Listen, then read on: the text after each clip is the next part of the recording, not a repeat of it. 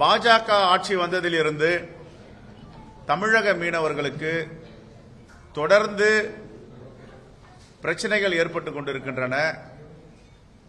சுதந்திரமாக காலங்காலமாக மீன்பிடி தொழிலை செய்து வந்த மீனவ பெருங்குடி மக்கள் அந்த தொழிலை சரியான முறையில் செய்ய முடியவில்லை. காரணம் என்னவென்றால், இலங்கை மற்றும் அண்டை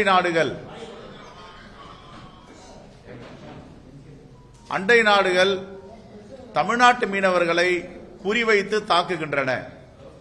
குறிப்பாக இலங்கை அரசாங்கம் தமிழ்நாடு மீனவர்களை வலையை கிழிப்பதும் படகுகளை பறிமுதல் செய்வதும் சிறைப்படுத்துவதும் காலங்காலமாக இருந்து கொண்டிருக்கின்றன. 2013ஆம் ஆண்டு பாஜக எதிர்க்கட்சியாக இருக்கும் பொழுது மேனாள் அமைச்சர் சுஷ்மா ஸ்வராஜ் அவர்கள் தலைமையில் கடல் தாமரை மாநாடு என்று போட்டார்கள்.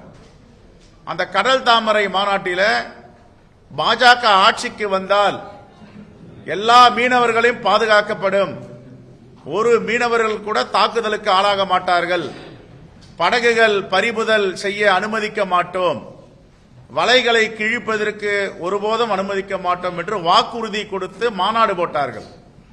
ஆனால் 10 ஆண்டுகளாக என்ன நடந்து கொண்டிருக்கிறது? குறிப்பாக இலங்கை கடற்படை இலங்கை மீனவர்களை அழைத்து வந்து தமிழ்நாட்டு மீனவர்களை தாக்குதல் நடத்துகிறார்கள். 10 வருடமாக மோடி அரசு என்ன செய்து கொண்டிருக்கிறது? உச்சபட்சமாக படுகொலை செய்வதும் மீனவர்களை சிறைப்பிடித்து தண்டனை வாங்கி தருவதிலும் இலங்கை அரசு தொடர்ந்து இந்த முயற்சியை எடுத்து வருகிறது. இந்திய வெளியுறவுத்துறை முழுவதுமாக தோல்வியடைந்திருக்கிறது. முன்பிருந்த வெளியுறவுத்துறை கைது பண்ணால் உடனே பேசி அழைத்து வருவார்கள். இப்பொழுது உச்சபட்சமாக ராமேஸ்வரத்தை சார்ந்த மீனவருக்கு 6 மாதம் சிறை தண்டனை விதிக்கப்பட்டு இருக்கிறது 2 நாட்களுக்கு முன்பு. ஆக மோடி அரசு மீனவ பெருங்குடி மக்களை கைவிட்டு விட்டது. இதை கடுமையாக காங்கிரஸ் பேரியக்கம் எதிர்க்கிறது. இதை கண்டித்து நாளை எங்களுடைய மீனவர் அணியின் தலைவர் ஆம்ஸ்ட்ராங், பெர்னாண்டோ மற்றும் அங்கே ராமநாதபுரம் மாவட்டத்தை சார்ந்த காங்கிரஸ் தலைவர் பெருமக்கள் ஒரு மிகப்பெரிய ஆர்ப்பாட்டத்தை, கடலில் இறங்கி போராட்டத்தை நாங்கள் முன்னெடுத்திருக்கிறோம்.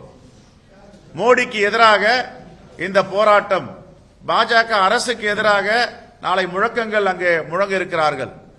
ஆக தமிழ்நாடு முழுவதும் எங்களுடைய மாவட்ட தலைவர்கள் தலைமையில் மோடி தமிழ்நாட்டுக்கு வரும் என்று கருப்பு கொடி போராட்டத்தை அறிவிக்கிறோம். இலங்கை கடற்படையால் இதுவரை 2014 முதல் 24 வரை 400 படகுகள் கைப்பற்றப்பட்டிருக்கின்றன. 3179 மீனவர்கள் கைது செய்யப்பட்டிருக்கிறார்கள். 150 படகுகள் கடந்த 5 ஆண்டுகளில் பறிமுதல் செய்யப்பட்டிருக்கிறது. ஆகவே தொடர்ந்து மீனவர்களுக்கு பாஜக ஆட்சியால், மோடியால் பாதுகாப்பு இல்லாத நிலை ஏற்பட்டிருக்கிறது.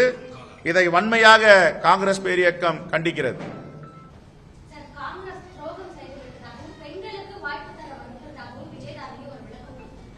அந்த அம்மையாருக்கு 3 முறை சட்டமன்ற உறுப்பினர் இந்த கட்சி தான் கொடுத்தது. கொறடா என்ற பதவி இந்த கட்சி தான் கொடுத்தது. காங்கிரசுடைய மகிழா காங்கிரஸ் தலைவராக இந்த கட்சி தான் கொடுத்தது. இப்பவும் அகில இந்திய மகிழா காங்கிரஸ் தலைவருடைய பொறுப்பாளராக இருக்காங்க. என்ன கொடுக்கல அவங்களுக்கு? எல்லாமே கொடுத்தாங்க. அது என்ன காரணம்னு போக போக தெரியும் எதற்காக செஞ்சாங்க அப்படின்னு.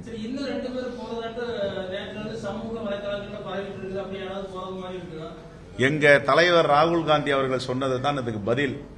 தைரியம் உள்ளவர்கள், இந்த தேசத்தை பாதுகாக்க வேண்டும் என்பவர்கள் இங்கு இருப்பார்கள். பயத்தில் உள்ளவர்கள், RSS மாதிரி பயத்தில் உள்ளவர்கள் வெளியேறுவார்கள்.